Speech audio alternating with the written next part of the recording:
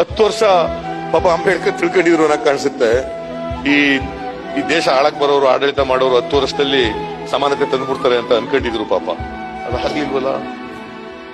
ಅದಕ್ಕೆ ಅವ್ರು ಹೇಳಿದ್ರು, ಈ ಜಾತಿ ವ್ಯವಸ್ಥೆ ಇಲ್ಲ ಇದೆಲ್ಲ ಇದು ದೇಶದ್ರೋಹ ಅಂತ ಹೇಳಿ. ಕಾಸ್ಟ್ ಸಿಸ್ಟಮ್ ಅದು ದೇಶದ್ರೋಹ. ಜಾತಿ ಹೋಗ್ಬೇಕು. ಎಷ್ಟು ವರ್ಷದಿಂದ ಜಾತಿ ಹೋಗ್ಬೇಕು ಅಂತ ಹೇಳ್ತೀವಪ್ಪ? ಚಾರ್ವಾಕನ ಕಾಲದಿಂದ ಹೇಳ್ಕೊ ಬಂದಿದ್ದೀವಿ. ಚಾರ್ವಾಕ ಆ ಕಾಲದಿಂದ ಹೇಳ್ಕೊ ಬಂದಿದ್ದೀವಿ. ಬುದ್ಧನ ಕಾಲದಿಂದ, ಬಸವಣ್ಣವ್ರ ಕಾಲದಿಂದ ಬಹಳ ಎಷ್ಟು ಹೇಳ್ಕೊ ಬಂದಿದ್ದೀವಿ. ಇವನಾರವ ಇವನಾರವ ಇವನಾರವ ನೆನೆಸದಿರಯ್ಯ, ಇವ ನಮ್ಮವ ಇವ ನಮ್ಮವ ಇವ ನಮ್ಮವ ನೆನೆಸಯ್ಯ, ನಿನ್ನ ಮನೆಯ ಮಗನೆಂದೆನಿಸಯ್ಯ, ಕೂಡಲ ಸಂಗಮ ದೇವ. ಎಷ್ಟು ಸಾರಿ ಹೇಳ್ಕೊ ಬಂದಿದ್ದೀವಿ.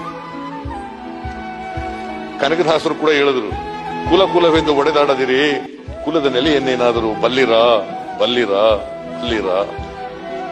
ಹೋಗಿದ್ಯಾ?